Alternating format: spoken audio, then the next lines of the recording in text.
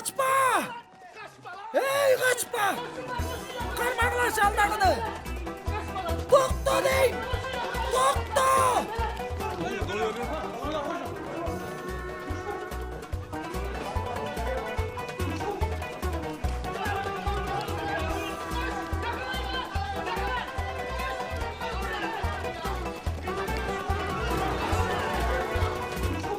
Oy yetmezsin mi? Dapçayı butka! Sol yaka kaçtı! Sol o!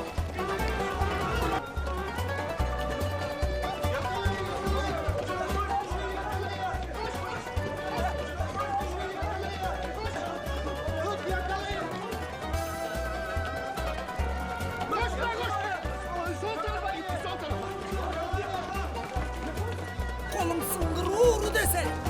Doktor!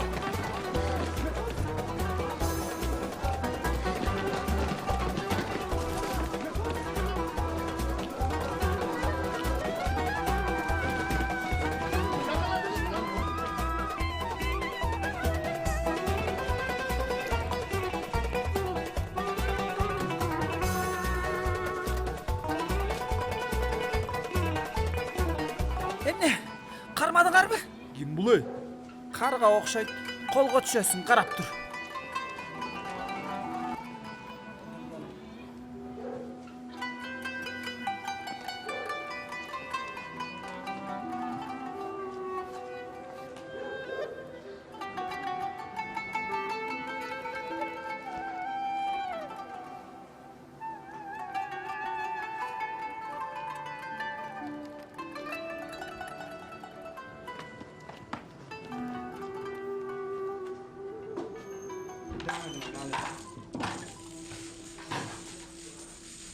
Selamünaleyküm.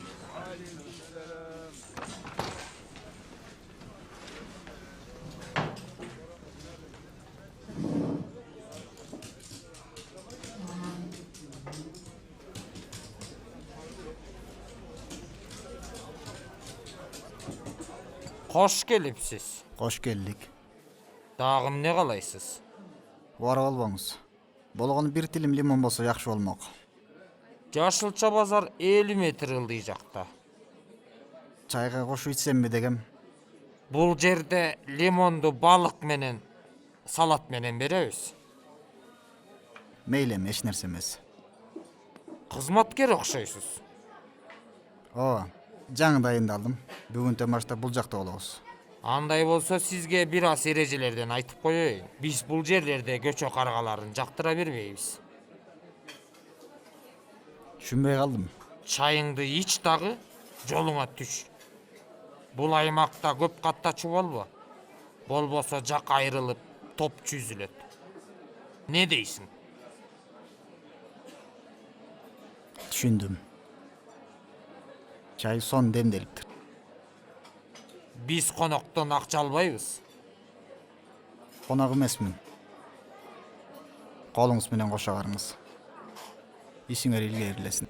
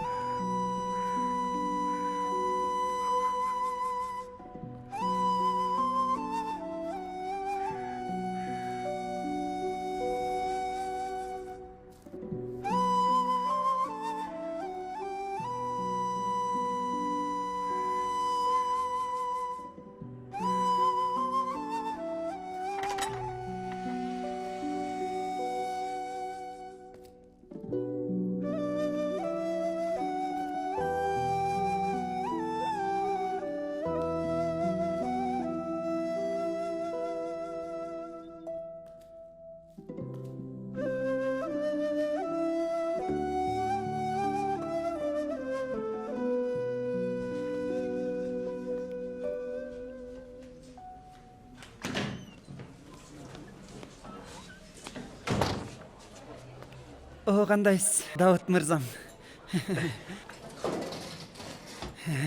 Jakşysy mı? Buyursa tabitiniz jakşıdır. Akbalınız, rahatınız var jayındabı? Geremet. Geremet. Jakşı. Нусрет мырзанын да абактан чыгаарына аз калдыбы? Ал да кубанч жатса керек, туурабы?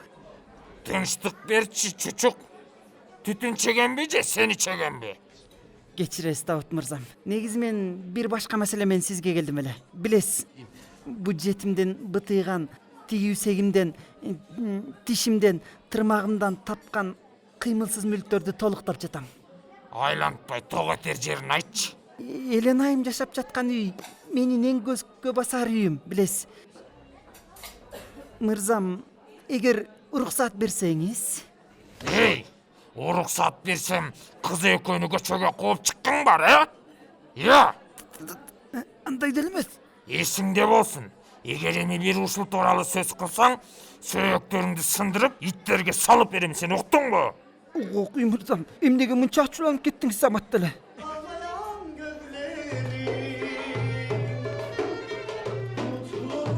Benim de hakkım, yalancı bir bahar gibi. Ne olur dinle beharcı. Sende bayılagan gözlerim, sağarın algan sözlerim, Jalgancı jazdın gününde. Gelsen bolon götür bey. Rahmat, жигиттер. Мемдукчик, мына бул өткөндө сагат тигип берген же болбосо ушул тапта ичиңде жүргөн форманын акчасын качан бересиң? Демөөрчү болсом дагы маани бербей койдуң. Ушундай бе? Музыкага болгон сыйың ушунчалык эле бе? Андан кийин бул өмкөдө эмнеге музыка өнүкпөй жатат дейсиңер, Бир жолу болсо да колдоп койсоңор болот, тууганым. Жок, менин да кездемеге карыздарым бар да. Камуран, аркамдагы рекламадагы бул Фенербахче формасы эмес да, ой кудай ой. Мемдух, келчи мындай. Давут аба? Түшүндүрүп берчи бул кийимдин окуясын.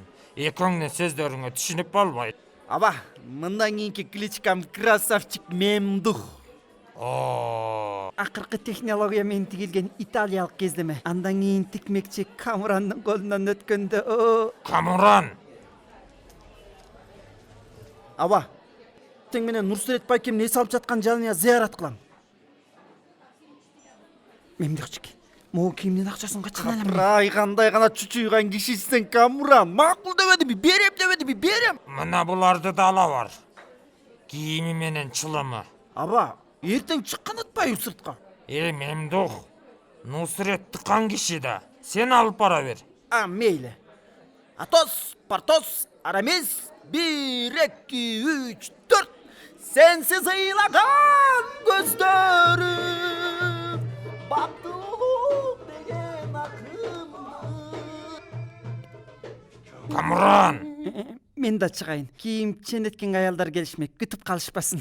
Күттүрбө, Камуран. О, жараткан.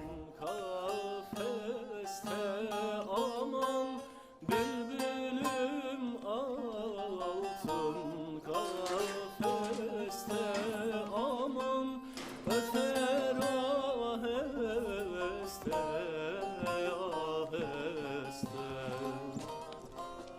Салам алейкум.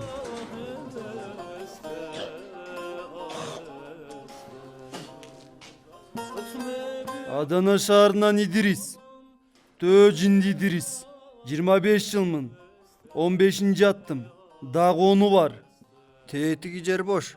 Кааласаң ошол жерде жатасың. Мен төрдө жатышым керек. Төрдү бошоткула. Эй тууганым, бул камерада бир гана кишинин үнү чыгыш керек. Ал киши да сен эмессиң. Токтот же алдыгы боздоткучуңду. Токтотпой эле койсок болмок. Нусрет агама арнаган ыр болчу. Ким ал Нусрет деген?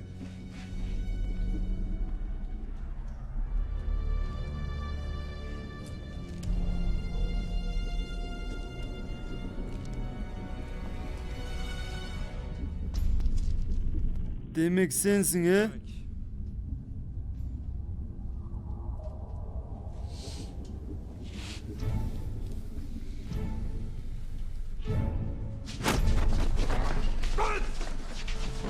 Koya vergile.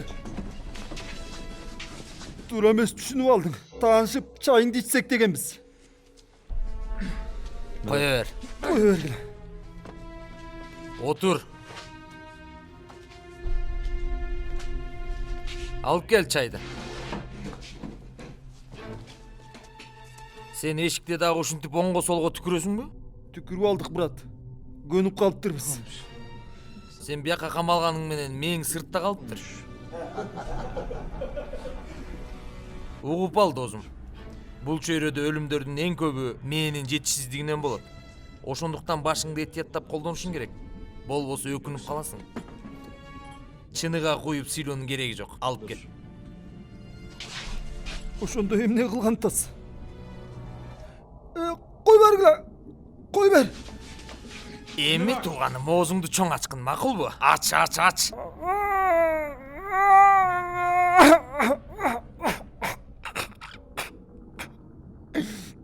Сен ылгабай сүйлөйт экенсиң. Карап тур сен азыр. Кой бергиле.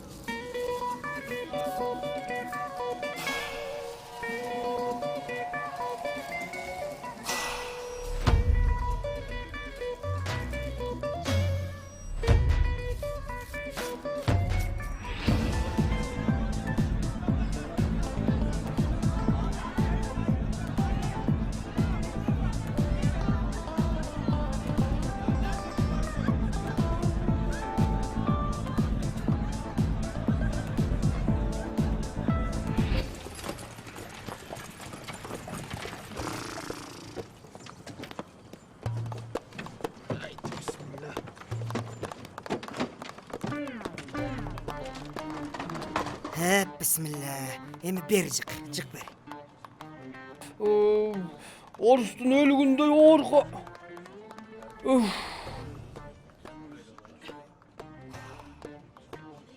Ber bayken ber.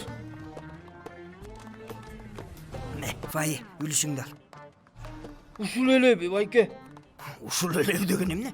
Emne, teң bölüşkün gelip attı öyle. Ortağı bölüp demedik bile kana. Milisa bizde kalma olsa.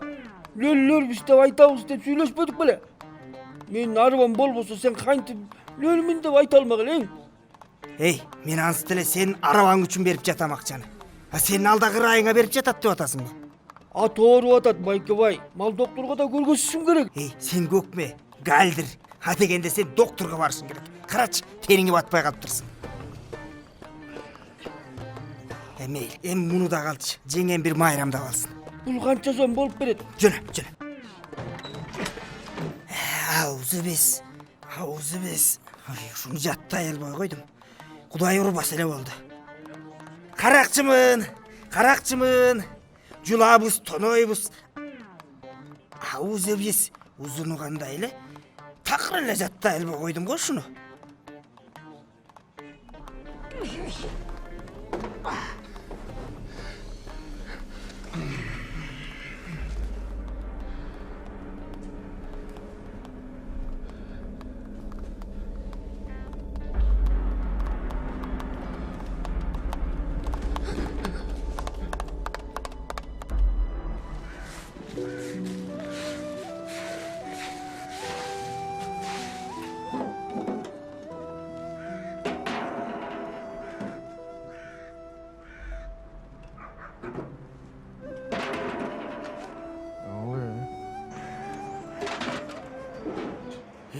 Ne olu otat ya? Auzu biz. Tuğan. Ne olu otat ya? Кутмантагың менен Кайдагы Кутмантаң? Sen kimisi bolup kaldың? мен бул жердин жаңы кызматчысымын. Жаңы кызмат? Кызматчымын? Мен биякта кызматчысын сураган эмесмин да. Эгер мен болсом жан кошунам менен жакшы мамиле түзгөнгө аракет кылмакмын. Кошунабы?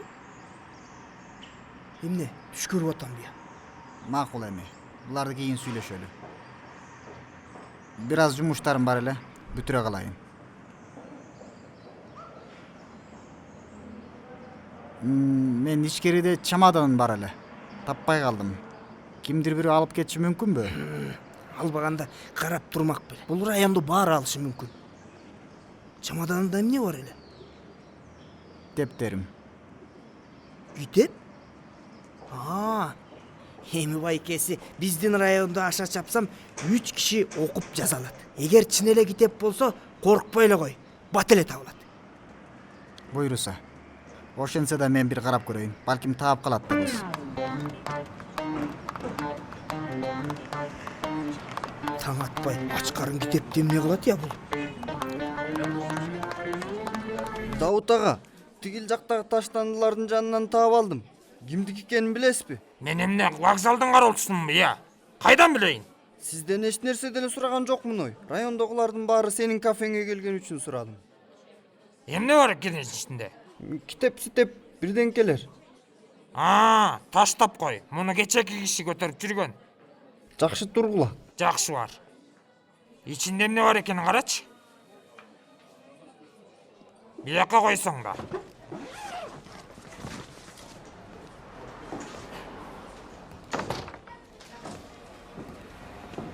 Кечиресиңер. Бул чемодан меники окшойт. Неме таштандын жанынан таап алышыптыр балдар. Рахмат. Кечиресиздер. Неме бир чай ичпейсизби биз менен? Тынчыңарды албайм. Сен өткөндөгү лимонго таарынып калсаң керек. Макул, лимон дагы табабыз, я.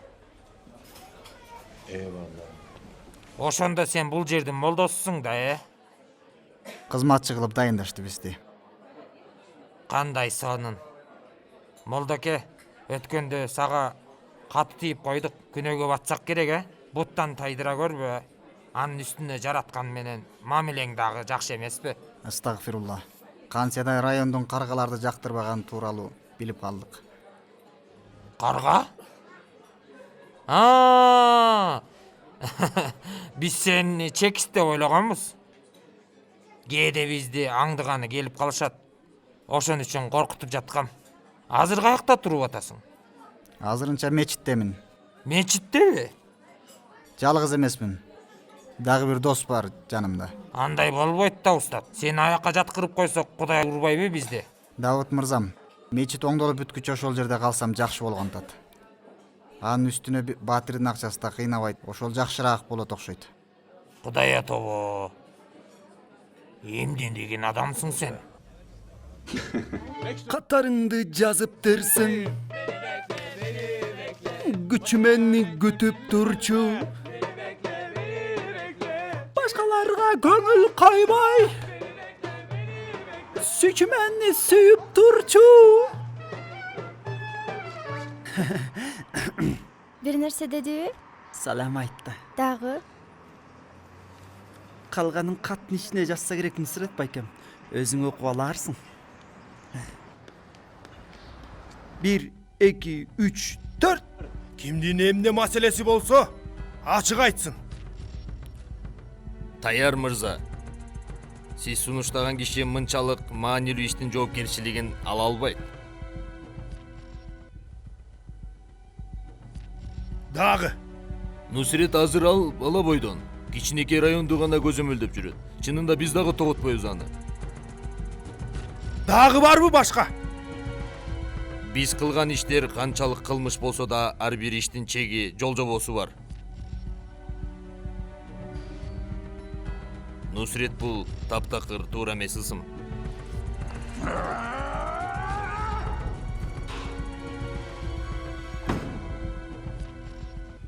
Баарыңарын өлсүңөр. Башыңарда бир жок болсо, канчалык көп болбогула. Пайдасы жок. Мына ошол бир менмин.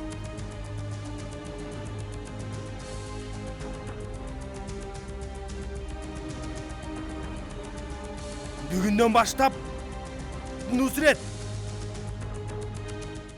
бул ушул жерде болот.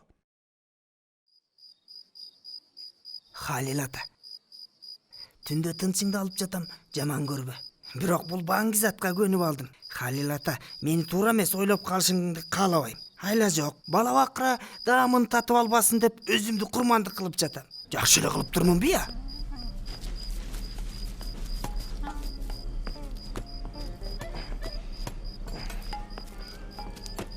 Бул жерде эмне кылып жатасың сен? Эч нерсе, сарсана болбу. Халил ата көрүндү мага. Мындай деп айтпадыбы? Уулум жонум ооруп атат. Баладай болуп белимди тебелеп берчи дейт. Ошо мен тебелеп берип жаткан кербесим. Ошо кантип болсун? Түш жылдый. Чамаданыңды тапкан турбайсыңбы? Кудайга шүгүр, таап алдык. Биздин мончого жакканга өлмөк экен да. Ай мейлеми. Кана айтчы молдоке, сен эми биякта канчага чейин турасың? Жаңы эле дайындалбадымбы? Башка жакка которулган. Дайындообу? Кулакка теппечи. Кайдагы дайын? Бул жакка 15-20 жылдан бери молдо солдо келе элек. Сен мага дароо эле агентмин дебейсиңби? Кана тартуунун эч кажети жок. Маңдайымда мыйзам сүйөр милициянын кенже досу турат. Агент болсо болгондурмун. Бирок бул жорууңдан эч нерсе түшүнбөй турам. Жашоо сюрприздерге толо. Макул анда. Мен ишке кирейин жатканга. Кудайга аманат. Тиги иште турган буюмдардын баары сага тиешелүүбү? Ооба, баары меники. Жеңеңден ажырагандан биякка келип, Аллага корголодум. Дайым эле намазды тургузуп жүрө беремди. Бир аз да болсо жатайын дедим. 25-30 жылдан бери мусулманмын. Не кылайын? Эмне чүркөөгө барышым керек беми? Колунда бар киши өңдөнөс. Ичкериден 3-4 телевизор тизилип турганын көрдүм. Мен чечкинсиз бир кишимин. Эмнени каяктан, качан көргөнүмдү такыр болжой алчу эмесмин. Ансыз деле жеңеңден ошон үчүн айрылып калбадымбы? Макул анда, жакшы жат. Түнүң бейпил болсун.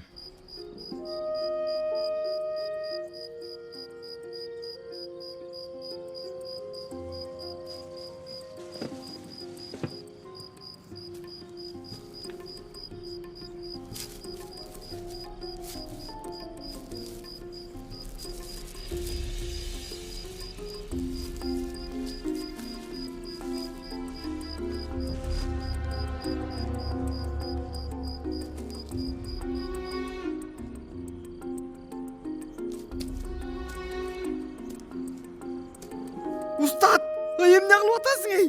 Алар биздин өпкөбүздү үзүп салышат. Бул жерде бир райондун өпкөсүн үзе турганчалык көп банги бар экен. Устат, ал башка нерсе дечи. Бул районду тааныбайсың, жаңы эле келдиң. Бул кылганың аябай акмактык. Районду тааныбасам дагы баңгизатты жакшы тааныйм. Сен сарсана болбо. Койчу эми өрттөбөчү булар. Эмне болуп атасыңар? Аузубиз. Эмне кылып атасың? Эмне кылсаң сен? Эмне ырдай албай койдуң? Сахнага чыгарда даярданып чыкпайсыңбы? Канча жолу айтыш керек силерге? Эмне дүлөйсүңөр укпаган силер? Атып салайын сени я. Жалбарам байке, антыгыр. Жалсоға жарымды қалтырып айке. Атып салайын я. Жігіттер, мен ырдада келе, нақшына қайырдап. Қойдысың әле? Барақта биринчи атабы. Жүрсөңөр. Бирөөлөр келди ат, бас жүр качтык.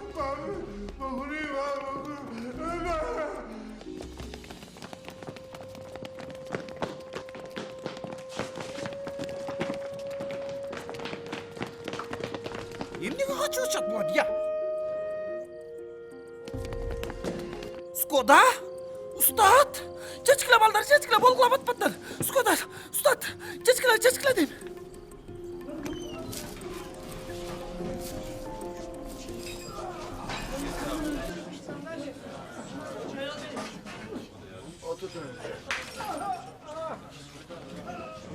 Эмне болду булдарга?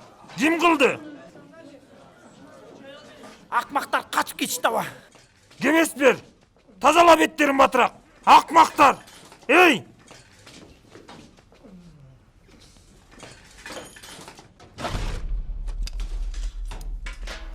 Эй!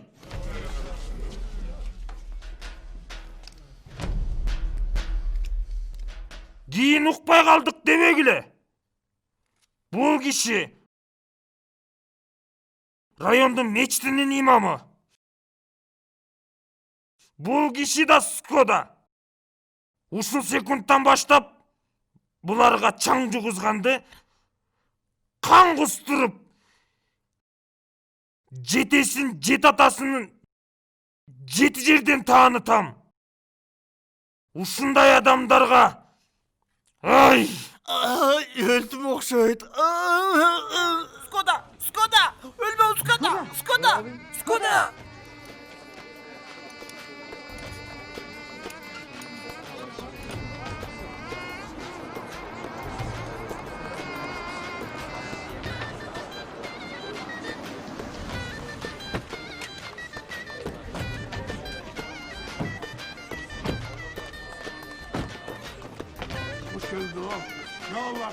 Айтканың келсин. Салам алейкум.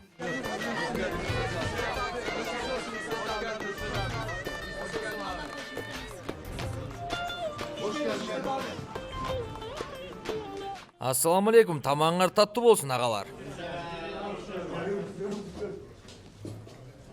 О! Шамшар Нусрет.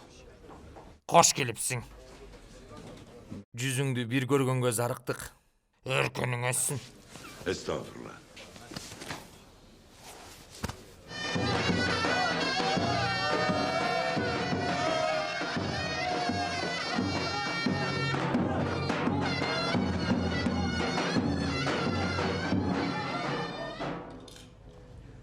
Кел Молдоке. Салам алейкум. Келе кой. Кош келипсиң. Төргө өт. Отургула. Buyurun. Устат, бул кара жаным, көкүрөк күчүгүм, Нусретим. Бул жак болсо Молдоке. Таанышканыма кубанычтамын, Нусрет мырза. Мырзасы ашыкча. Нусрет деп эле айт. Тынччылык элеби? Жүзүң эмнеге көрүп калган? Эч нерсе эмес. Бир аз кырсыктадык. Жигиттер, Керим уулду күйүүсүн черткилечи. Сагынычты тараталы.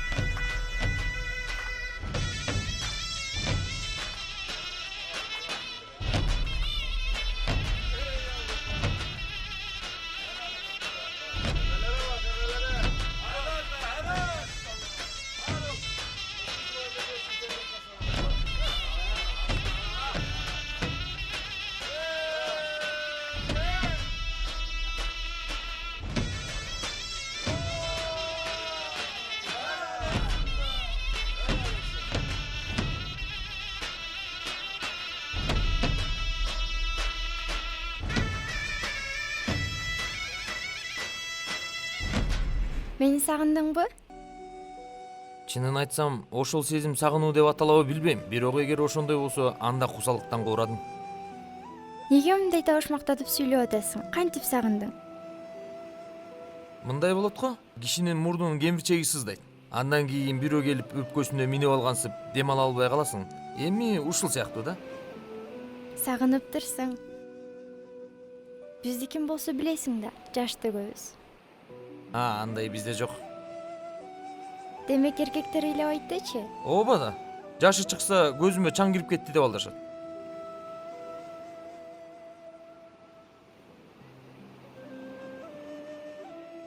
Мага кебесмен болуп берчи. Болчу эми.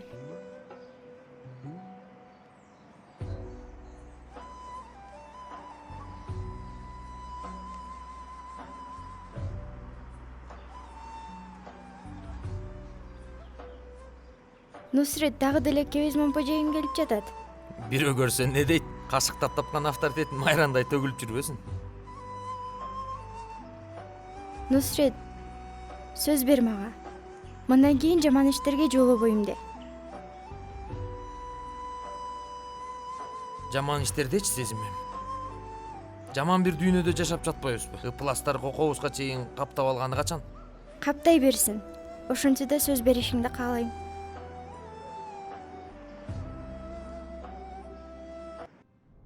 Чыгаары менен эң алгач мага келет го деп ойлогом. Районго бир тейип келели дедик, Таяр байке.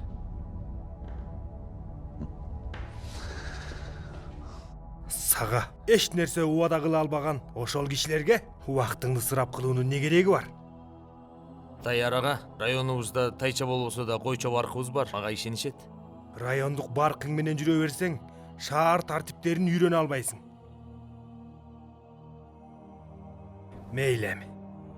Бүгүндөн баштап чоң жыйындарда мен менен чогуу жүрөсүң. Ага, туура эмес ойлобу?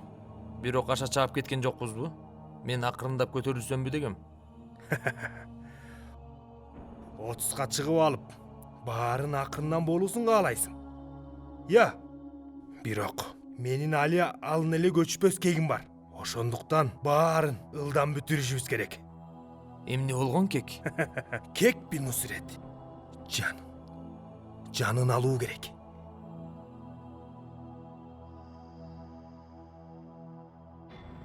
Каяктагы молдо? Молдонун наркотик менен эмне иши бар? Эмне мени шылдап атасыңарбы? Байке, биз да түшүнбөй калдык. Скода мечитти скалат кылып алган болчу. Ал дагы жанына келиптир. Мүрзөгө аткан болчусуз. Кантип таап алган билбейм. Иши кылса таап алыптыр. Молдо экенин каяктан билдиңер? А балким башка бирөөдүр. Сураштырдык байке. Чын эле молдо экен. Энең анда ал эмдигиче тирүү жүрөт? Даут ага тийбегиле деп буйрук берди. Крышевать этип алыптыр.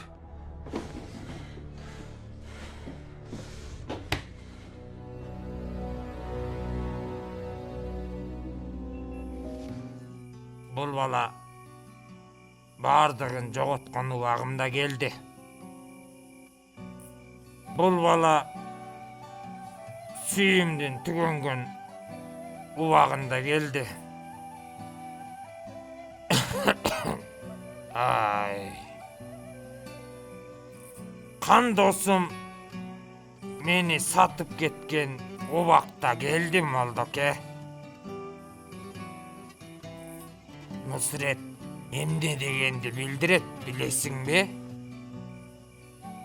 Жардамдашуу. Ооба. Жардамдашуу.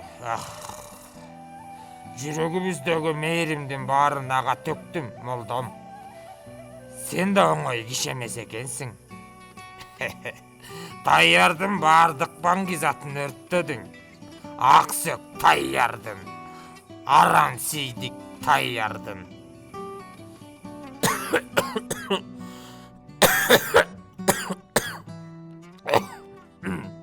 Пальтоңузду чечип коелу, Давут ага. Азыр төшөктү ача салайын.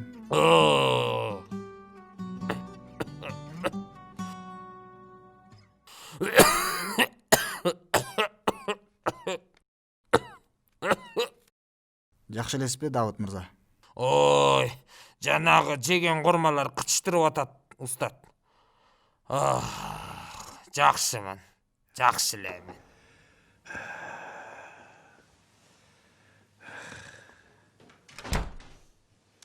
Нусрет келди. Нусрет! Оğlum!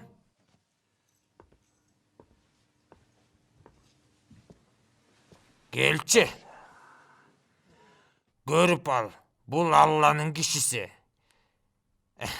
Эр жүрөк. Кең пейил киши. Ага, молдо экенин мечитке чейин жеткирип келейин.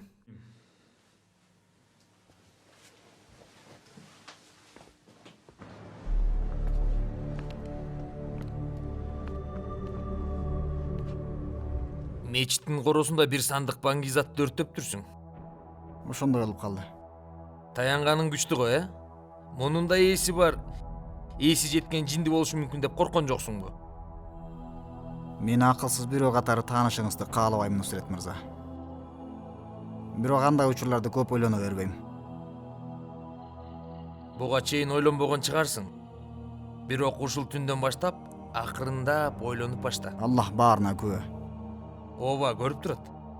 Көрүп турганы сага пайдасын тийгизип калаттыр буюрса.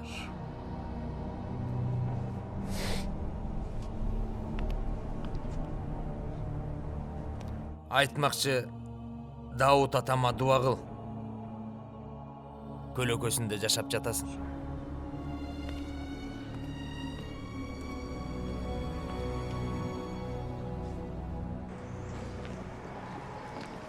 Шилгери, Кудайдан болсун. канча турат? 20 сом. Бирди алайын. Аш болсун. Сен бери кел. Колуңду сындырайын бия. Ай, байке кулагым чабаңызчы, ооруп кетти. Ай. Кармай албай калат дедим бия. Жетет Мухтарем мырза. Болбодубу эми? Бул таякка татыктуу бала. Таяк жебесе дагы келе берет да. Мен сүйлөшүп коем. Болду. Экинчи көрбөйүн.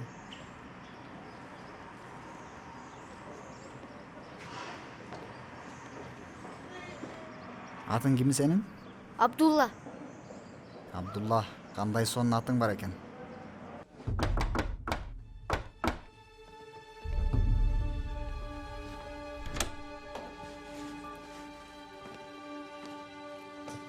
Туман Шамус бул жердеби? Ким сурап атат? Шамшар Нусрет. Шамшар Нусрет.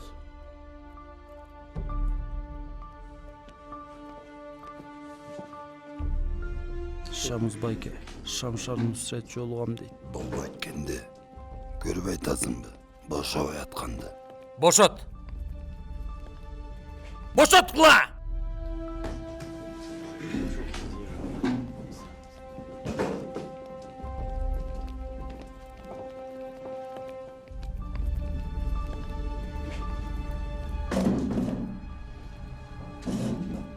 Кыска айтам, бат түшүн. Таярдын мага берген мүлкүн тизмесин билесиң да. Дал ошолдон бир куту бересиң. Бизге жогору жактан мындай буйрук келген эмес. Буйрук бул жолу ылдый жактан келди Шемус. Дал ошондон бир куту бергиниң. Нусрет, бул иштер кантип аткарылып жатканын билбеген кишидей зүйлөп жатасың. Бизге буйрук келгенде гана мүлктөрдү унаага жүктөп алып келип беребиз. Жолдо тинтүү болбойт. Болсо да табылбай калат. Өзүң билип иш жасагандын башы кетет. Башымды тобокелге сала албайм. Мен дагы деле сала аласың деп ойлоп турам.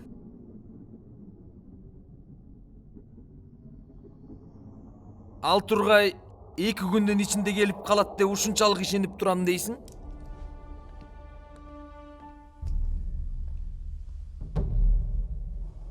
Демек, бул кодо Мухтеремдин нандарын согуп аткан Тургайбы? Атың ким сенин кодо? Аты Абдулла. Бир топко чейин мени менен жашайт.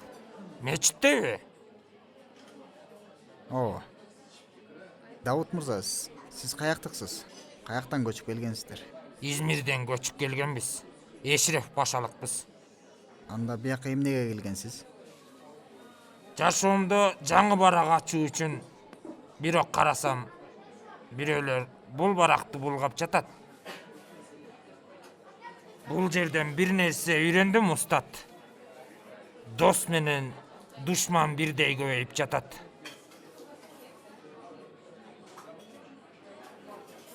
Ассаламу алейкум. Алейкум ассалам. Маегиңер жагымды болсун. Бияка отурбайт белеңиз.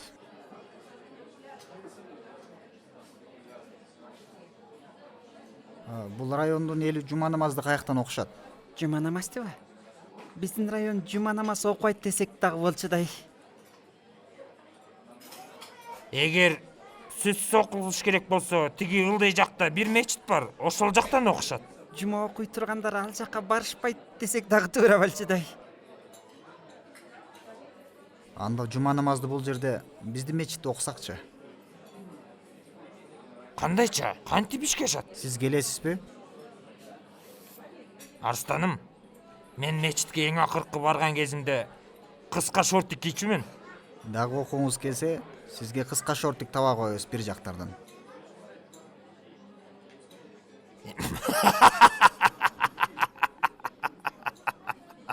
Ай, эмне деген адамсың сен, устат? Бул жакка агыс жиберерек. Якынчы бутумду сугурасың. Ey, алып келчи бери. Алып кел. Кел мага. Момду кармайсың. Дүкөндө ачык калды. Азанда айтылды, дагы да бир киши жок. Ушунчалык иштегенден кийин досум, керек болсо көчөдөн да топтойбуз. Биродер, каяка баратасың? Кимде сен? Балким чогуу басарбыз деп ойлогом. Жапсың. Жоголчу таспаймат. Энең токточу. О, аксакал, машаллах. Кимди көрүп атам? Жүрүңүз бул жака. Ого, кой кимис өлүптүр Эч ким өлгөн жок аксакал. Болгону жума намаз окугантабыз. Кудайга аманат, кийин деле окуганга жетишебиз. Чыңгыз каяка жетедиңиз? Кечиресиз, жаңылып калдым. Сиз намаз окуйсуз да. Саганчы, брат? Ассаламу алейкум, Даут ага. Алейкум ассалам, Нусрет мырза. Оğlum, тияктан жаңы чыктың. Сени көргөнгө бейишке 2 кишилик билет берип атышат. Жоро жолдош деген толтура. Ар бирине бирден тийгиче картайып кетчү дейсиң. Биздин мемдух көрүнбөйт го. Тынччылыкпы? Каяка кеткен? Устатка жардам бергениге чикен. Бүгүн биздин мечитте жума окушмак. О, бизден алыстап, Аллага жакындаганы кечкен го, Оğlum, бир нерсе дейин дегем сага. Теге ылдый түшүп баратканда жол жээкте кичинекей дүкөн бар го. Эстедим. Бурчта турганчы, ошол жерди акырын оңдоп түзөп алсак, анан сага дүкөн ачып берсек, ишиңди жолуңа коюп алган соң барып кыздын колун сурасак кантет? Ага, кое тур азыр. Али алган демибиз өпкөгө кирелик. Эмнени күткөн тасың? Оğlum, 30га чыктың. Майда жашың калган жок. Өзүңдүн чарбаңды курушуң керек. Дүкөн салуу менен эле чарба курулуп калбайт да, ага. А дегенде бутка турабыз. Андан кийин адам сыяктуу жашайбыз. Угуп ал, балакай. Бул чөйрөдө намыстуу жашайм деп мени көп кишини душман кылып алдым. Тууганымды, бир боорумду душман кылдым. Биз баркыбыз үчүн жашайбыз. Ушул жаштан баштап арамга көз артып, мага сөз тийгизчү болсоң, сени өз колдорум менен атамын. Балам экениңе карабай атып салам. Түшүндүңбү?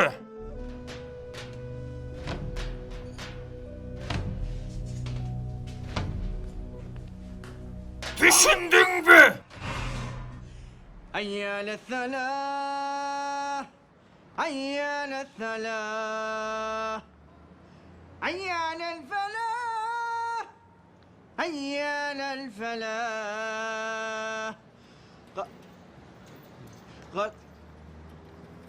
Устатым, могул жери кандай эле?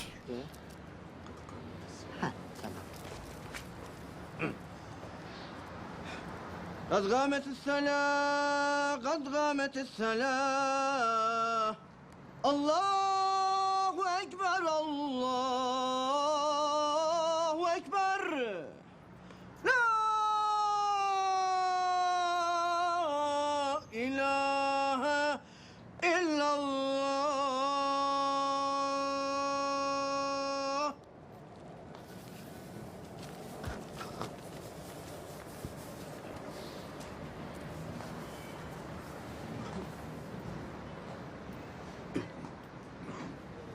Allahu Ekber.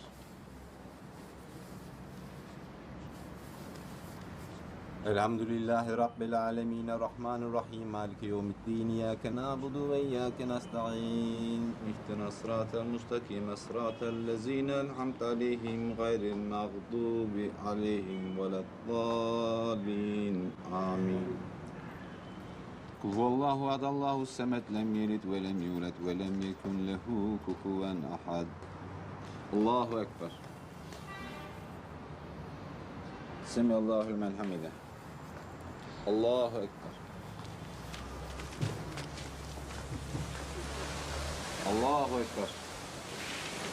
Allahu Ekber. Allahu Ekber. Elhamdülillahi Rabbil alemin. Errahmanirrahim. Malike yevmiddin. İyyâke na'budu ve iyyâke nesta'in. İhdina sıratel mustakim. Sıratel lezîne en'amte aleyhim gayril mağdûbi aleyhim veleddâllîn. Amin.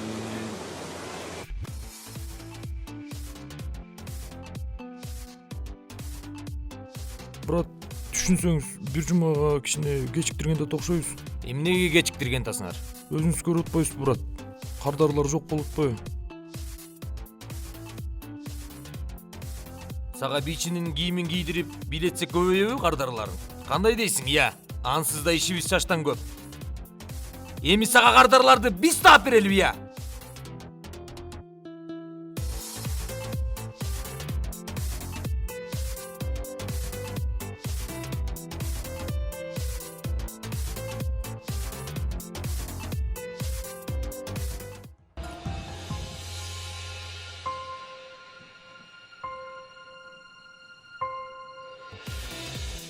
Адамдардагы эң жаман көргөн сапатым эмне экенин билесиңби? От кайдасаң бокко качкандар. Сен аларга кол тойгон дүйнө куруп бересиң. Бирок алар болсо сени менен болбогон тыйындар менен эсептешип шагыңды сындырат. Анан сындырып жатканда ал кылган иштеринин эч билинбей кыла тургандай мамиле жасагандары ошол дарбыздай баштарын тарсылдатып черткендигимди келтирип турушат мени.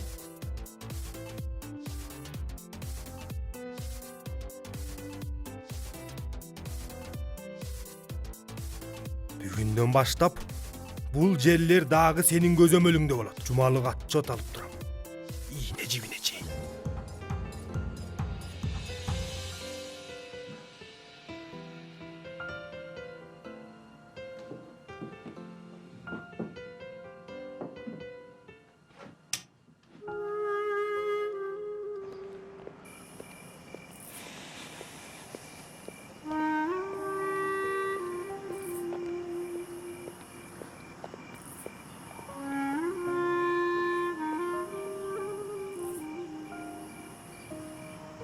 Качан келген тасыңар, Нусрет? Каяка? Аңкоо болбойчу калп эле. Колумду сураганы. Эмне срогуң өтүп баратабы? Уруштун сөзүн сүйлөөчү. Иштердин жолун салышым керек, сезим. Ушул абалыбыз менен кантип келмек элек? Кайсыл ишиңди айтып жатасың? Райондо да көрүнбөй кеттиң. Мен экөөбүз жөнүндө ойлонуп жатам. Сарсана болбой эле кой. Ансыз деле сен жалаң өзүңдүн кызыкчылыгыңды ойлойсуң. Сезим, түн бир окумда сен менен ызылдашкым келбейт. Ансыз деле маанайым чөгүп турат.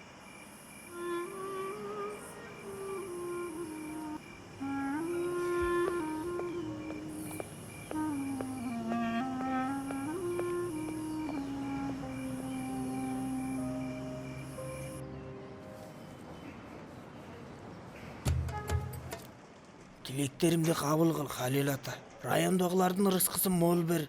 Жашоо шартыбызды оңдочу. Жылына бир канча жолу эс алууга барып туралычы. Болбосо бул кышта иштер болбой жатат. Сен ансыз деле жагдайды түшүнүп турсаң керек. Карачы, бул жолкусунда таза чүпүрөк байладым. О, мен. Салам алейкум. Ва алейкум салам. А дегенде муну тактап алалы. Сенин кайрылууң негизи туура эмес. Халил ата сыяктуу улуу аалым туурасында сүйлөп жатканда этият сүйлөнүп сулуш кылат элем сага. Бул жерде жаткан маркумдун аты Саадуллах экен. Өзү салдырган мечиттин короосуна коюлууну керес кылып кетиптир. Соодагер экен. Сен кайдан билесиң аны? Эстелигинде жазылып турат. Ошондой дечи. Эмне эле дубаларым кабыл болбой жатат десе, аты Саудуллах турбайбы? Дагы жакшы. Саудуллах ата, туура эмес ойлоп калба. Элибиз караңгы. Эмне кылып атасың? Кой тийбе. Мен Саадуллах мырзага абалды түшүндүрүп коем. Каргышка калтырасың бизди. Кудайя тобо. Жүр эми чай ичип чыгалы. Кел тасыңбы оğlum? Жумурткага ургам, муздап калат. Сиз жей бериңиз ата, мен кетишим керек. Кудайя тобо десе.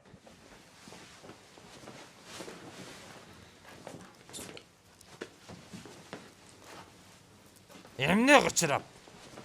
Таң атпай бирөө үйлөнүп атабы? Кийимимди айтып атасызбы? Сөзсүз эле тойдо кийиш керекпи? Менин да өзүмө ылайык чөйрөм бар да.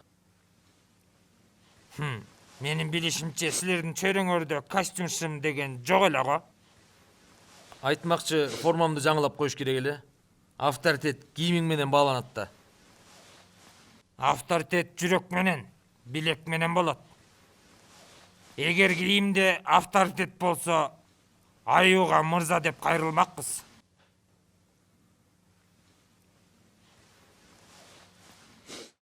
Кечигип атам ата. Мен кеттим, Кудайга аманат. Демек ишим жүрүшпөй атат дечи. ооба ошондой. Анда сага бир сунуш айтып көрөйүн. Мечиттин иштерине жардамдашсаң,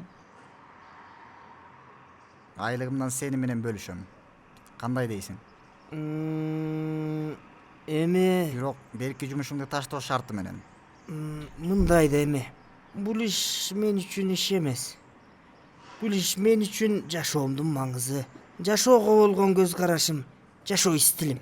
Эми менин Робин Гудтан айырмам болгону кедейлерге бермей, ушул эле. Бул ишимди токтотууга мүмкүн эмес. Ого атам Файе. Тырышчылыкпы? Эмне? Ат өлүп калдыбы? Жасалма дем алдырыңбы? Куткара албай калдыңарбы? Анда экөөбүз өнөк болбой калат экенбиз. Албетте. Ат өлүп калса да өнөк бузулат.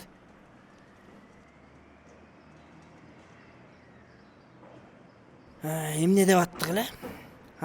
Ошондо соцфонд дегенде кандай болуп калат сенин жумушуңда? Кымбаттуу достор, мурунку жыйындарда айтылгандай эле бул жылы башкарууга өзгөртүүлөрдү киргиздик. Негизи өтө деле чоң алмашуулар болгон жок. Алмашкандар ансыз деле өздөрүн билишет. Бүгүн өзгөчө билишиңер керек. Болгон нерсе, Нусрет мырза мындан кийин бул общактын баңгизаттарынан жоопкер болгон экинчи киши. Аны менен катар көңүл ачуу жайларында ал көзөмөлдөйт.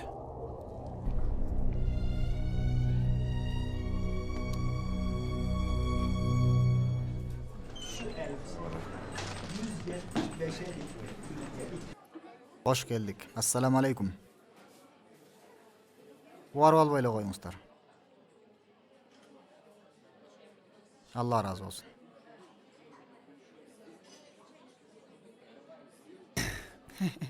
Устатым, дүкөнчү достор менен сүйлөшкөнбүз. Бир канча суроолорубуз бар. Динге байланыштуу болгон үчүн сиз менен кеңешелдедик. Астагфирулла. Айта бериңиз. Устатым, Мухтарем мырза менен таанышкансызбы? Өзү да көп илим жыйнаган адам. Мухтарем мырза менен таанышалы. Амансызбы?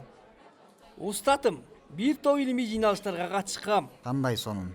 Арасынан эң көп таасирленгеним биздин айылдан аксакалдардан кеңешинен Ульви карыя бар болчу. Мындай заттар 100 жылда бир келет, устатым. Туура айтасыз, туура. Устатым, туура көрсөңүз, көп убакыттан бери түнөп келаткан бир маселе туурасында суроом бар эле. Берип көрөйүн. Абдулкадыр Гейлани хазратлары энесине мурун төрөлүптүр дейт го шумдук. Муну кандай түшүнсөң болот?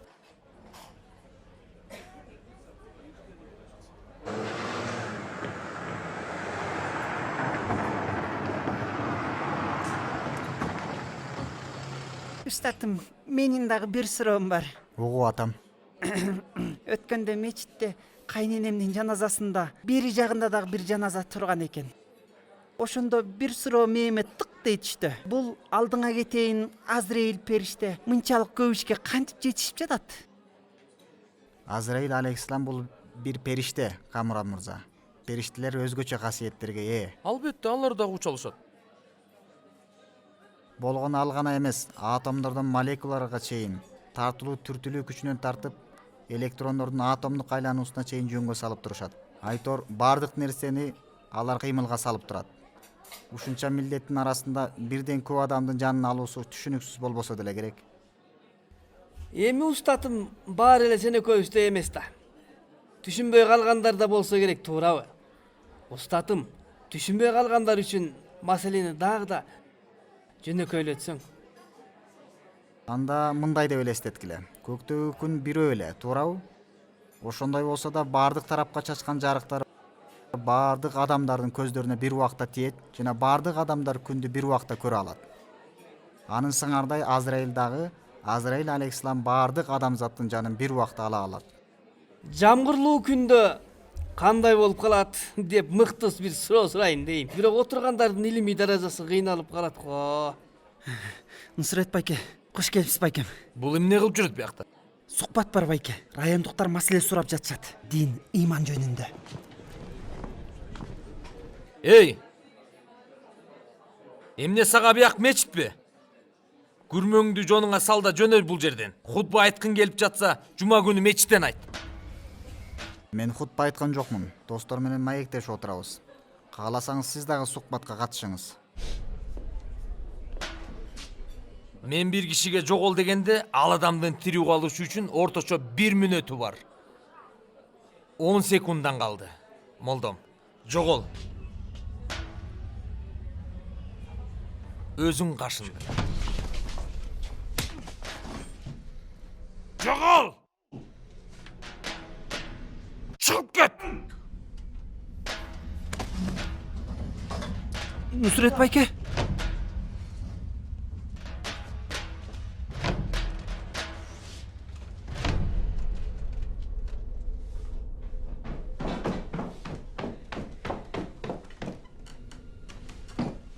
Каяка?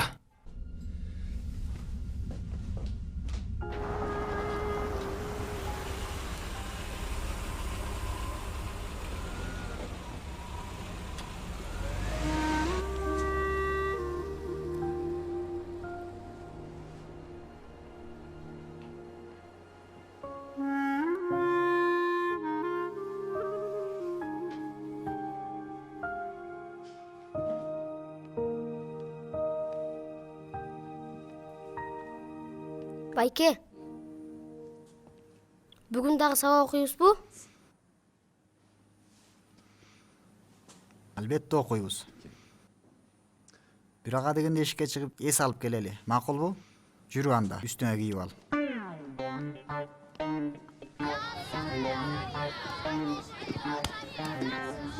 Балдар, оюнчу керекпи? Абдуллах силер менен ойносо болобу? Бобой, 2 киши тең болмок. 2 киши керекпи? Оба. Анда Абдуллах бул тарапка, мен бул тарапка ойносокчу. Баштайлы анда. Бизде кимдер бар? А бул тараптагылар, э? Бас чыгар.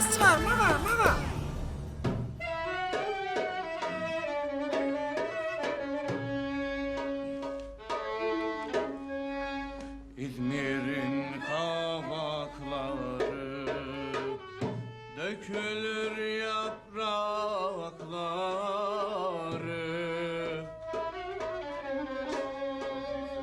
İzmir'in kavakları dökülür yaprakları.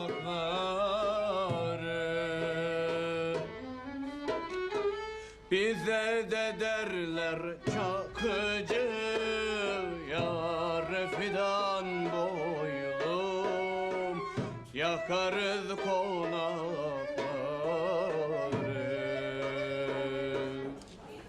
Ой Давут ага, көтөрчү көңүлдү. Буйрса баары жакшы болот.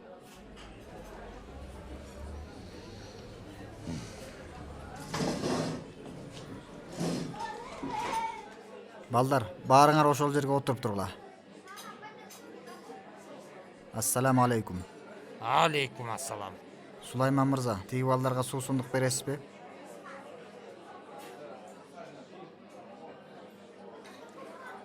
Давут мырза, кечээ кечинде болгон окуяга чындап Болор иш болду устат. Отурчу биринчи.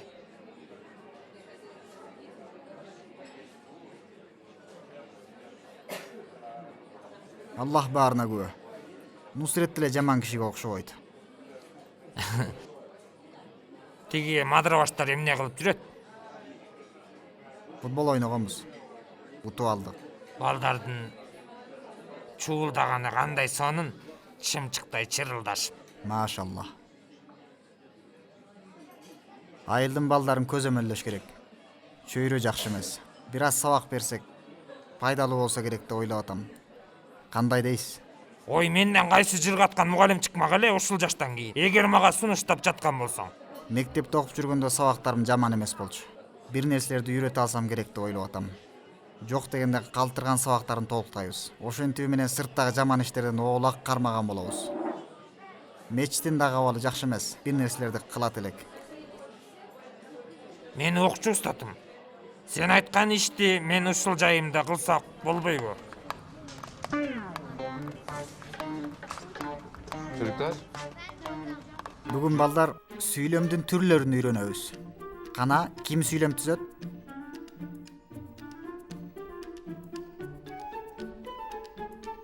Устатым. Сөз сизде. Эшреф пашалык чоңмуштумдар бир братты мүчөлөгөндөн кийин суусактагычты көздөй ыргытып жиберишти.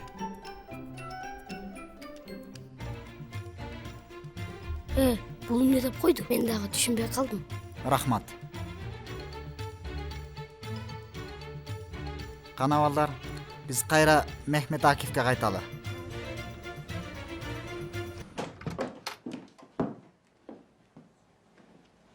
Ой, сен эмне макияж жасап атасыңбы бетиңе? Эшикке чыгам, апа. Сүйлөшпөдүк беле мурун эле. Эшикке чыгарыңда эртерээк айтышың керек болчу. Курбуларым менен жолугам. Кызым, эч жака барбайсың. Эмне, сендей болуп өлүмдү үйдө отуруп күтүшүмдү каалап атасыңбы? Эмне кылып атасың? Кайда жүрөсүң? Эч нерседен кабарың жок, куурчагым менин. Сага бир нерсе болбосо экен деп корком. Куурчагым дейсизби? Камсаначу эч нерсе жок. Болбогон бир жашоо. Эч нерсени күтүп кереги жок.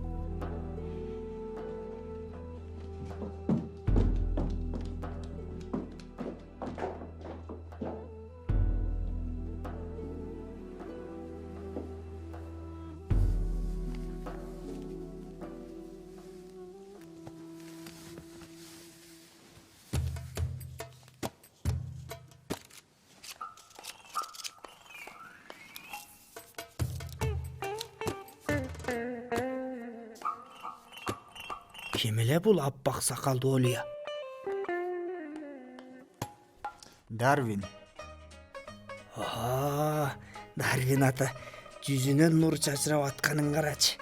Машаллах.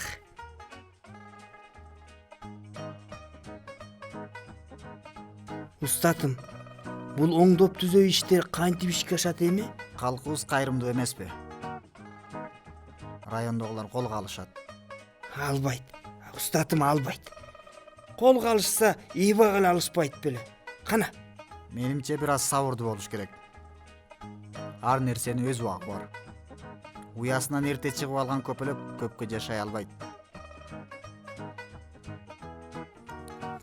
Устатым, мен ойлонуп атат дебейсиңби?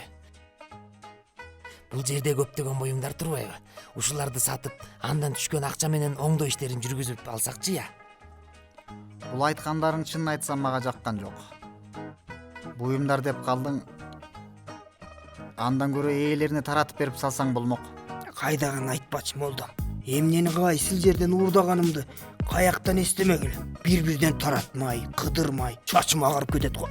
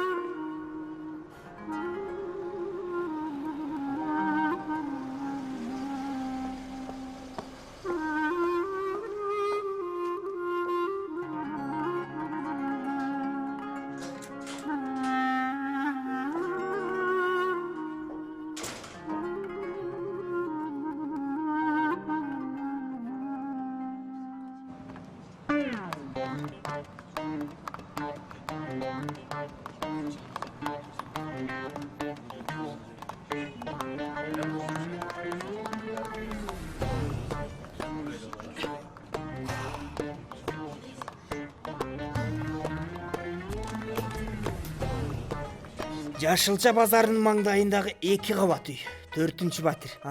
Сен муну алат экенсиң анда. Ала кой. Болуп турганда боордошум. Атаңдын буюмундай көрүп колдоно бер. Кана кимдин кезеги? Жеңе келиңиз. Эмнеңиз бар эле? Мен моонан бышыргыч менен кир жууган машинаны алым келип атат Бул жер эмне элдик дүкөн беле? Же мародёрсуңарбы? Каяктан эмне урдаганымды мен абдан жакшы билем. Кана берчи дарегиңди. 108-үй, 15-чи батир. Байке бай, мүдүрүң менен жолугушуң керек. Мен сыяктуу булбулду таба албай каласыңар кийин. Бул жанрдагы эң мыкты репертуар меники деп жатпаймын сага. Токто дейм. Кудай атова. Сен жоон үндү ырчы издештирип жаттың беле? Ошол жоон үн мына менде бар мына. Байке дейин. Көп болсо 2 мүнөтүн кетедир. Бир угуп көрчү ырдаганымды. 2 жыл бою сахнага салам бербей каласың. Сен музыкадан түшүнүгү бар кишиге окшоп турасың, Байке бай. Азыр бир сосуп койсом, бармагыңды тиштеп, эмнеге мурун эле келген жоксуң деп шилекейиңерди агыстасыңар. Сага бир нерсе айтайынбы? Кой бер, кирсин. Мына айтпадым беле. Баскыла жүрө. Байке бай, өнөр адамы менен мынтип сүйлөшкөнүң туура эмес негизи. Ырчыны ырдатыпсың айт. Бул дос каалаганча ырдайт, түшүндүңөрбү? Мен сахнада ырдабайм. Мончодо ырдайм. Үйүмдүн мончосунан. Бу да биякта тура. Кеттик бас. Мемдух. Эмне деп атасың? 1 жылдан бери тигинин артынан чуркап жүрбөйсүңбү? Ушул сахнадан ырдайт элем деп. Бир өмүр артынан чуркаган кишибиз деле бокко жарабай калды Нусрет байке. Демек мындан кийин дагы этияттап жүрүшүбүз керек экен. Мага каршы чыгып молдону колдоп жатасың, Молдо биздин айылдын кишиси. А сен кимдин кишисиң? Баскылай.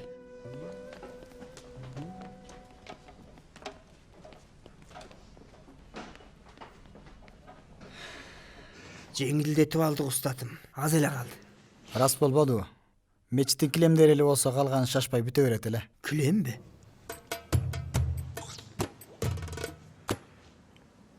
Аракет кылалы.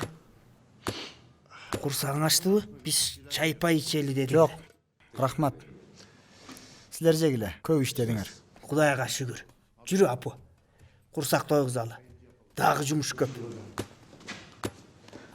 Келат, мага бир смит ала келгилечи. Макул устатым.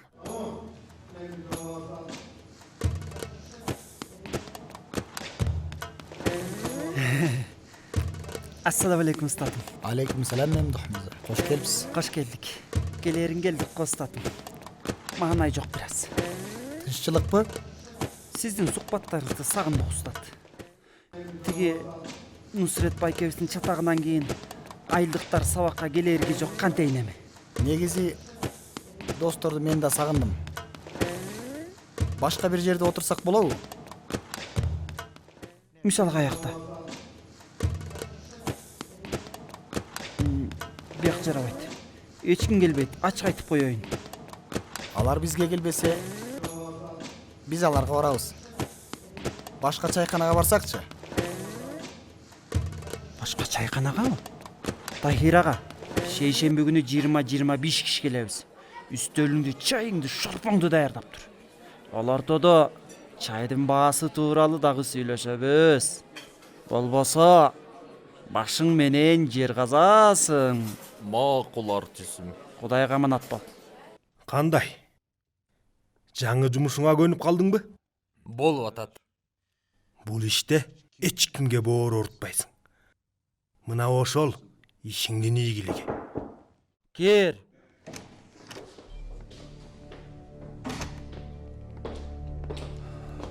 Таяр брат, кечирим сурайм. Бирок бир маселе чыгып жатат. Тиги кафедегилер көптү. Мындан кийин тиги чотур төлөбөй тургандыгын айтышты.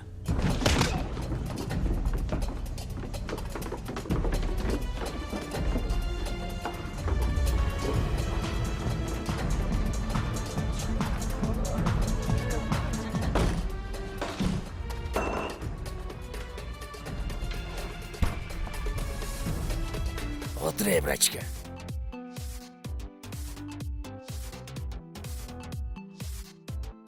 Бор закондор эмнеге кулак кесет билесиңби?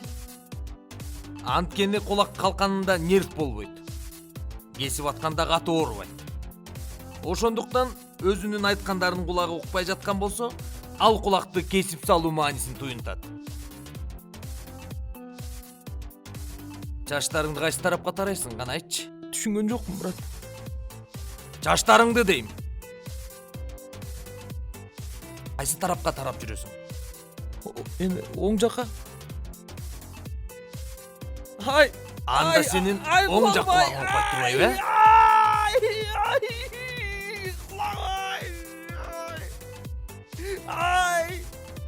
Сенде музыкалык кулак бар турбайбы? Муну көтөрүп барчы консерваторияга. Кандай кабыл алышар экен? Кеттик баскыла.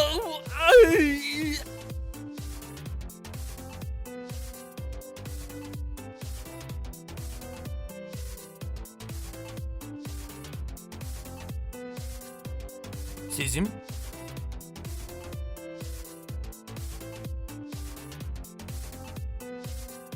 Эмне издеп жүрөсүң биякта?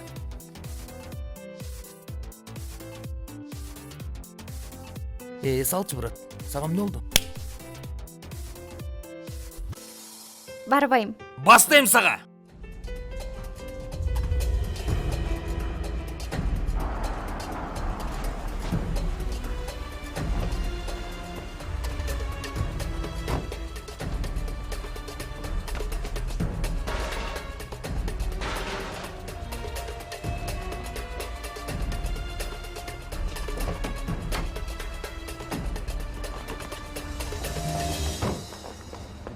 Дагы бир жолу ишке чыкчу болсоң, ширактарыңды сындырам. Энеси, сага да айтып атам. Экөөң өрттен камап туруп, өрттөп жиберем, уктуңарбы?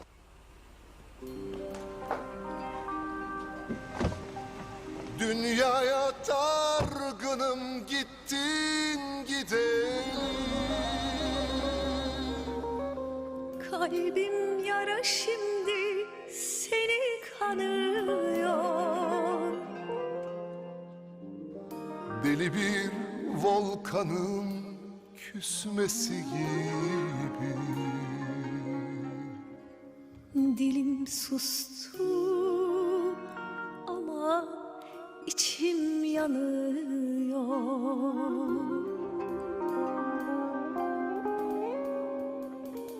Kendine saklanmış bir kaçağım şimdi. Kendine saplanmış kör bıçağım şimdi. Soğuğa dağlanmış kor sıcağım şimdi. Dilim sustu, dilim sustu ama içim yanıyor. Kendine saklanmış bir kaçağım şimdi. Kendine saplanmış kör bıçağım şimdi.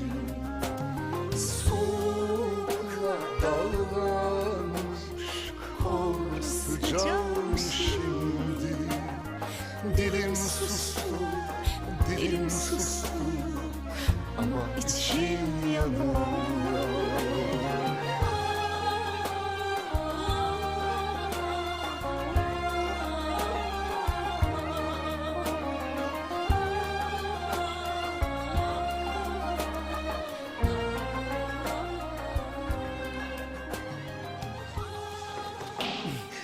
Assalamu alaikum ustadım.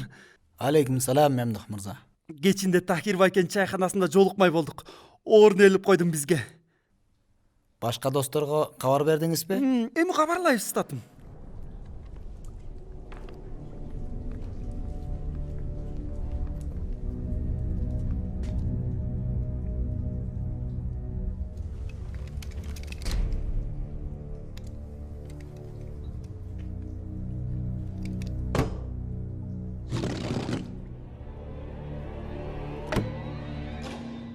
Шамшар Нусрет көңүлдүү күн каалайт силерге. Нусрет. Каяка баратасың? Келген жагыма. Нусрет. Эч жака барбайсың. Отур мояка. Нусрет. Нусрет. Эмне кылып атасың, Пончик ау? Пончик дейсиңби? Кличка айтмай жок, күнөө болот. Комран досым. Кечинде Тахир байкенин чайханасында сухбат бар. Уламыш токтого жеринен уланганда досмай. Макул, канчада? Так 8-де. Жегемдин төбүр чагы сонун болуптур. Көрүшкөнчө. Кечикпе. Устатым. Килем кандай экен?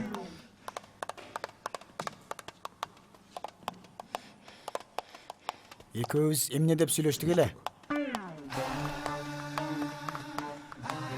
Бул жерге кой.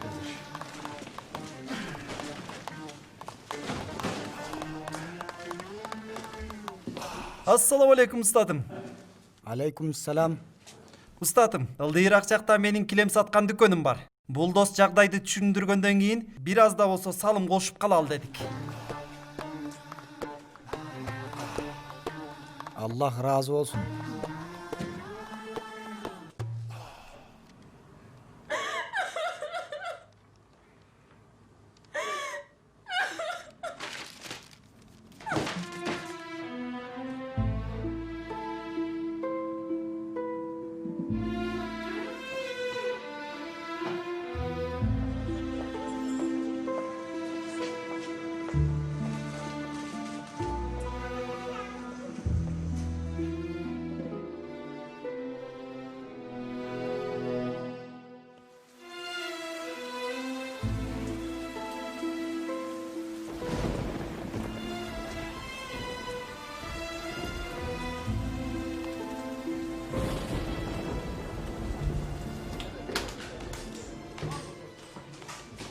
Устатым, кош келипсиз.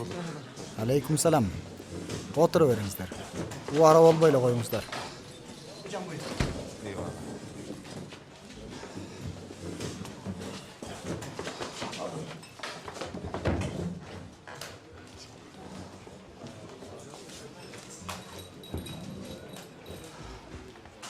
Урматтуу жолдоштор, ушул жерге чейин убактыңыздарды бөлүп келип бергениңиздер үчүн ыраазычылыгымды билдирем. Силердин бул берешендигер мага бул нерсени үйрөттү. Үйрөнүү, үйрөтүү, бөлүшүү жана ынтымакташуу эч кандай жеке имаратка муктаж эмес. Кээде мечиттен, кээде мектептен, айрым учурда чайханадан дагы маектешсек болот. Нелерди эле сүйлөп атат бул? Көпүрөнү сууга жараша куруш керек, достор. Мен көңүлдөрдөн көңүлдөргө курулган көпүрөлөр туурасында айтып жатам. Душмандыгыбыз бир гана ичибиздеги душмандык сезимибизге багытталышы керек. Эй, эмне сен угабызбы эми? Ойун ойноп жатабыз буякта. Жөн угуп турчу, дөп барасыз. Эй, эмне деп атасың? Азыр сен угуп тургудай кылып кулагыңды төйнөп салмасам да. Ай!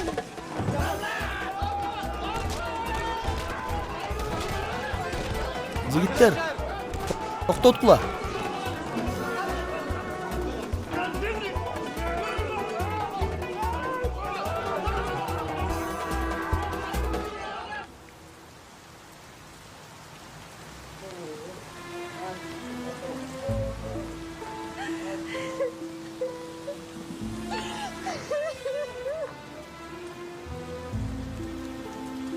Айым?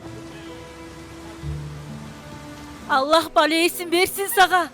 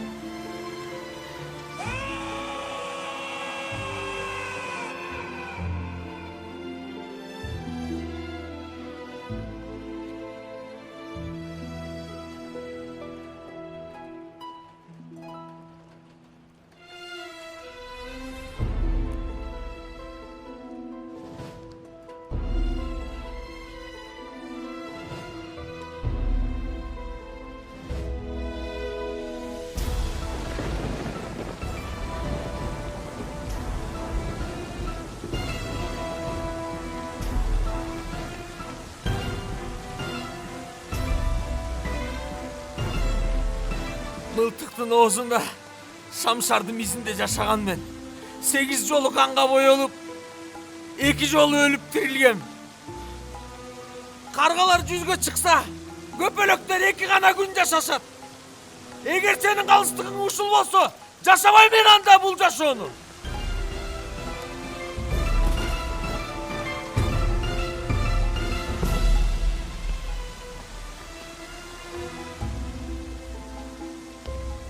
Эми тиги дүйнөңдү да көрөлүчү.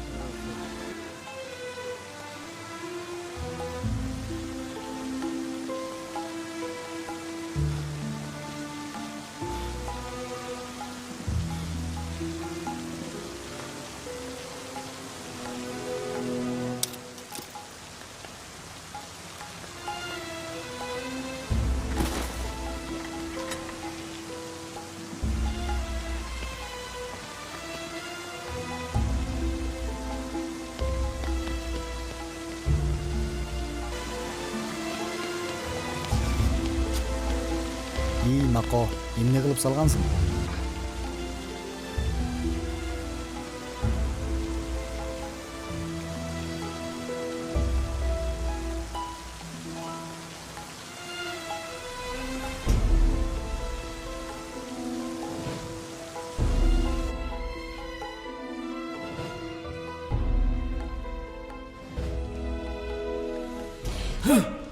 Oğlum, Сезим каякта? алдағы бұл жерде сарсана болма, жата тұр.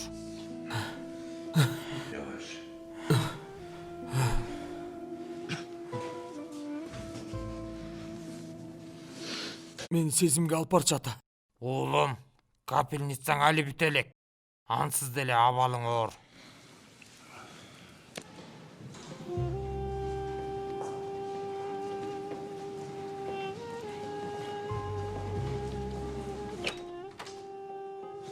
Эмне керек силерге? Балдар 5 минут сүйлөшүп алсын. Кызымдын эч ким менен сүйлөшчү сөзү жок. Менин сен менен сүйлөшчү сөздөрүм бар.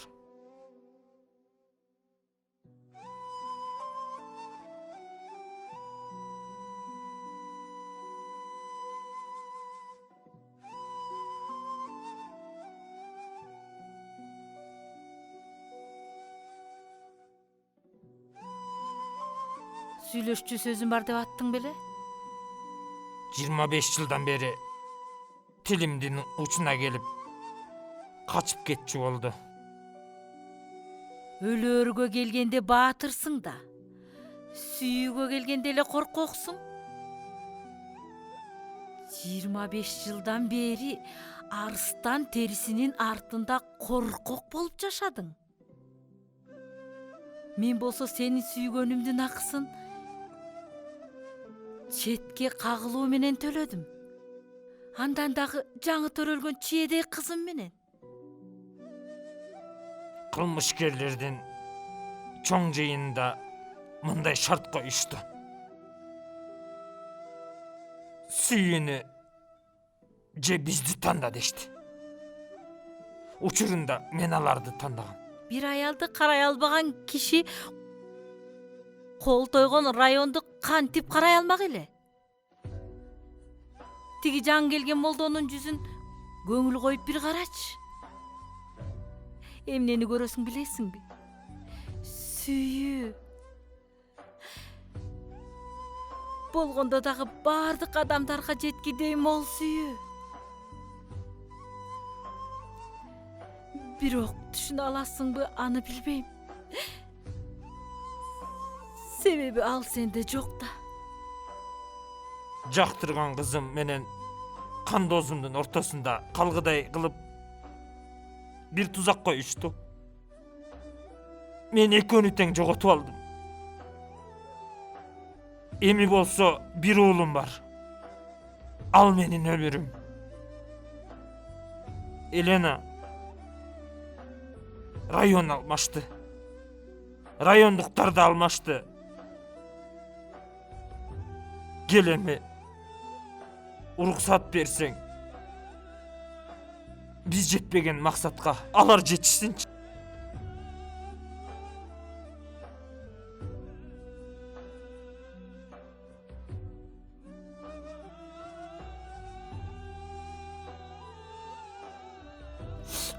Bir peri var. Abdan sulu. Tegereginde köpölöktөр urutuşat. Bir günü tıtınıp çırkap çürüp kan basımı düşüp esin jogotut. Bu kelesi o anın janına oturup alıp emne kılarım bilbey başımaң. Жақшылықтарға бай болсо да кадырын билбей келет. Ал киши эми кадырыңа жете алабы? Үйрөнсө керек. Анында максаттары бар болсо керек. Сурап үйрөнөр эшик эмес го. Ыйлап атасыңбы сен? Жок. Жаңы эле жомок айтып жатканда көзүмө чаң кирип кетти. Бөлбөй эле коеюн деп көзүмдү ушалаган жокмун. Анда жакшы экен. Дагы бир аз ага турсун.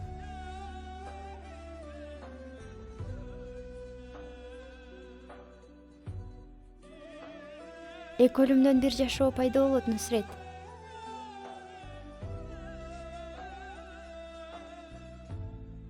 Өзгөрүү өтө кыйын. Сен өзгөрө аласыңбы?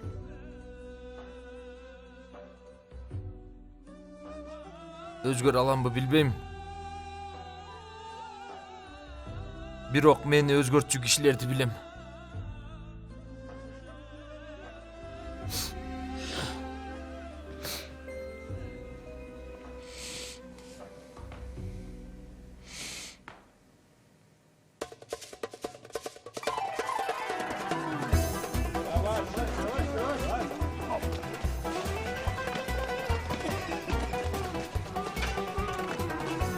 Болчай, о жақтан бач.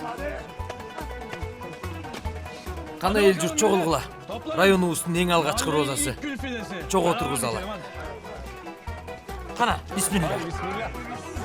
Акырын чейин.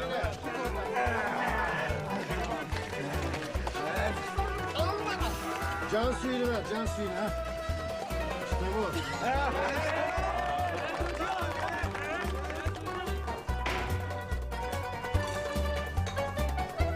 Берчи лампочканы. Бол эми. Кана мырзалар, чай ичип алгыла.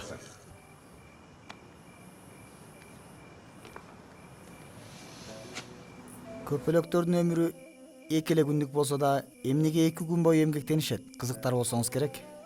Ал эски окуям болду экен. Көпөлөктөр 2 күн бою ичпей жебей тукумун улоо үчүн жашашат. Башкача айтканда, кийинки көпөлөктөргө өмүр тартуу улоо үчүн жашашат. Ушул өңүттөн карасак, ал 2 күн абдан маанилүү убакыт. Кудай кечиреби бизди, устат?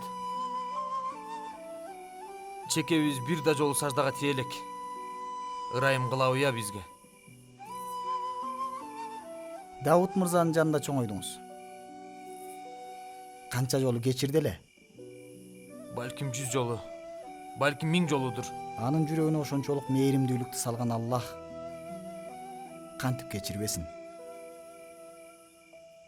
Кечирет. Аллах кечирсин.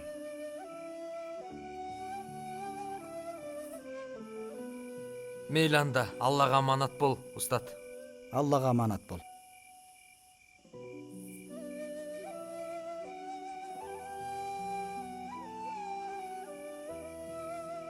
Өтө эле сагынып кетиптирбиз бул жактарды. Таштап кетпе анда. Нусрет, сага да чай коеюнбу? Берсеңиз сонун болот эле.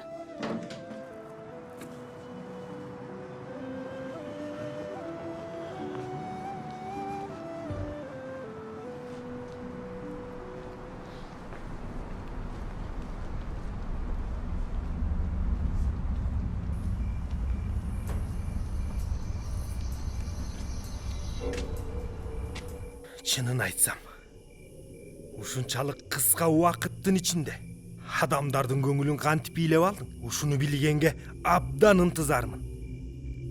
Сенин ушул жерде өлтүрүп сала алам. Мүлкүмдү өрттөп салганың үчүн андан да маанилүүсүң. Өч алуу мүмкүнчүлүгүмө бут тосконуң үчүн. Бирок менин жүрөгүм таза деп калышат го. Анысы кандай, менин жүрөгүм таза. Бир молдонун жанын алгысы келбей жатат. Ошондуктан эртең көзүмө көрүнбөй жоголушуң керек. Болбосо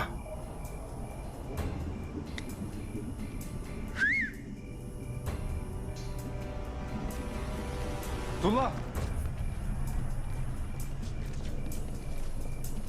Болбосо кичинекей тууганыңар көпкө жашай албайт. Кандай гана аянычтуу. Түшүндүң го деп ойлоп жатам сени.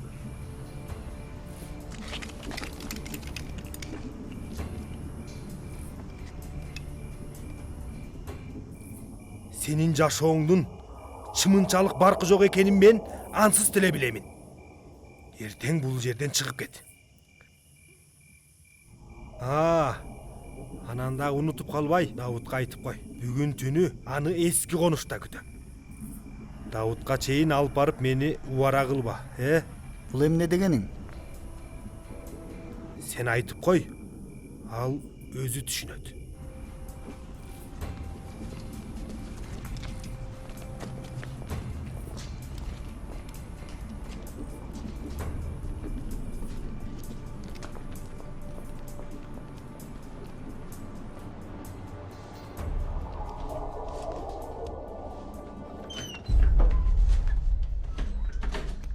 Давут мырза.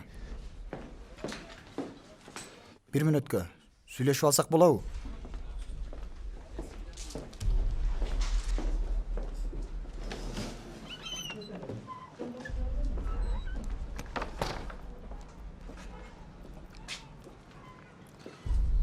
Тайяр Абдуллахты урдап кетти. Кандайча? Мен райондон чыгып кетишимди талап кылды. Анан сизди эски конушта күтөт экен. Эски конушта? Качан? Ушул түнү.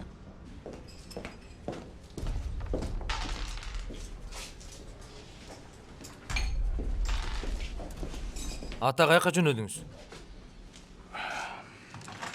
Бир жолдошу сыркоолоп калган экен, устат менен ошол жакка барабыз. Эмнеге жашырып айтып жатат? Устат сыпайы киши. Досунун бир жери ооруп жаткан экен, сарсана болбо. Ата, эртерээк келчи, отуруп маектешели. Сагындым. Кудайга аманат бол.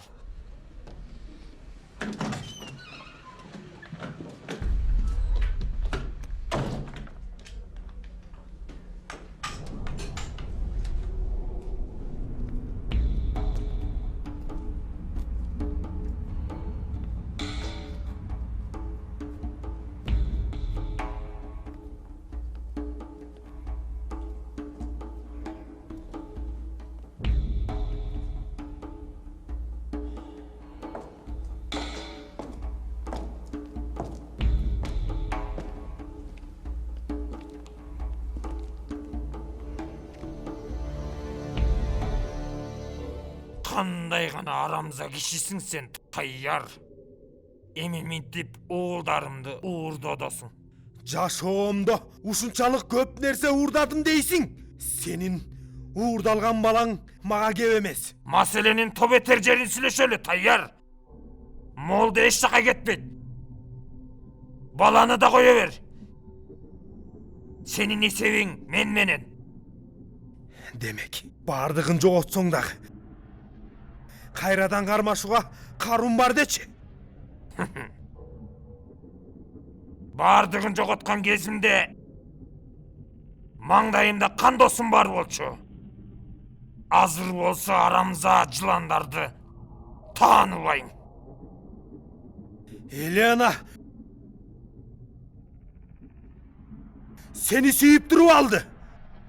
Намыс башталган жерде сүйүп өтөт, Тайяр. Сен аны никелеп алдың. Кыз дагы төрөп берди. Сен аларды ара жолго таштадың. Ушулбу жигиттигиң?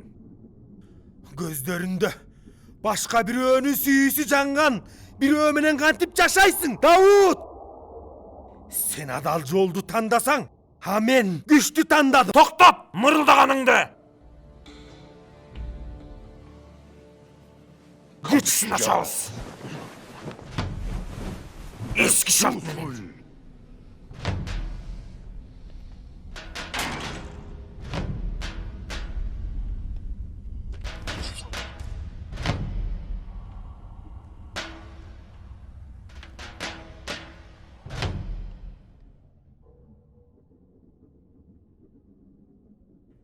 Баарына түшүнүп турсам да, ушул молдо тууралуу эч нерсеге түшүнбөй койдум. Сен өзүңдүн чөйрөңдө эч кимге орун берчү эмес элең. Ал молдо чөлдө багбанчылык кылган киши. Сен гүлдү билбей туруп, багбанды кайдан таанымак элең? Тайяр.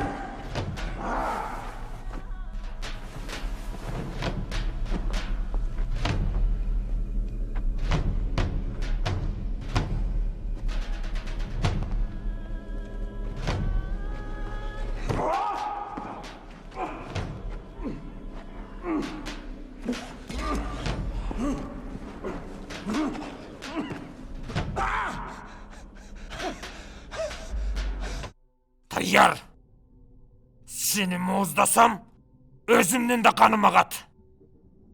Moldonu cayına koy. Nusretli dağı.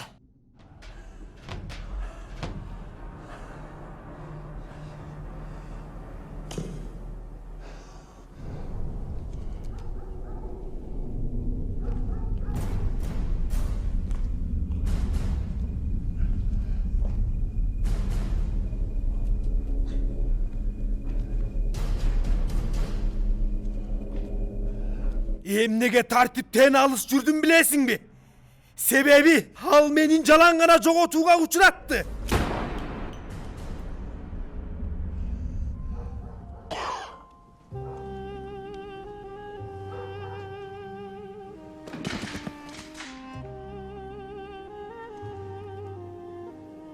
Эй, эсил кайран уулу Давут. Ушул жерге чейин белең.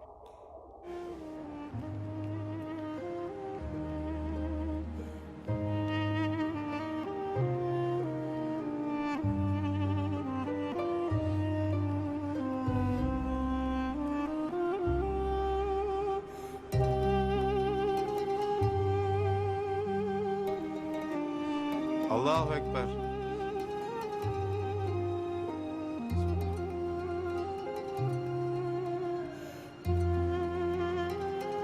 Allahu Ekber.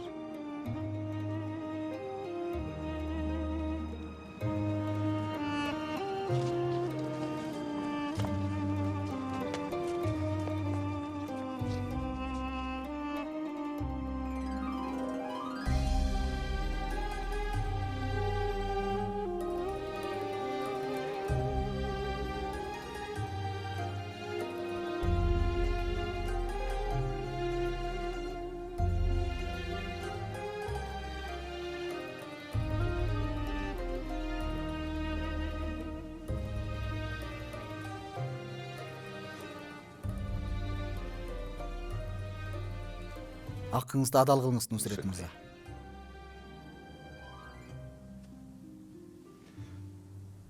Кыялымдагы нерсе бул эмес болчу. Акыңызды адал кылыңыз.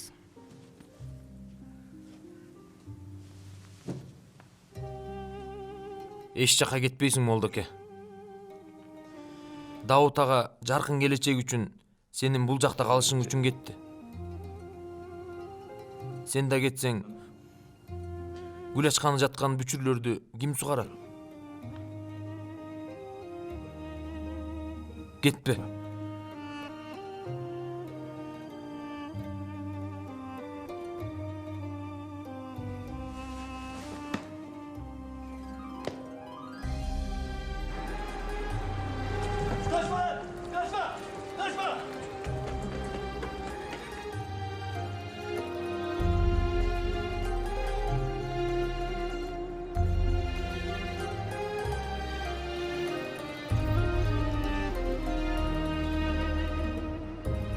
Son 2 3 1 2 3 hop.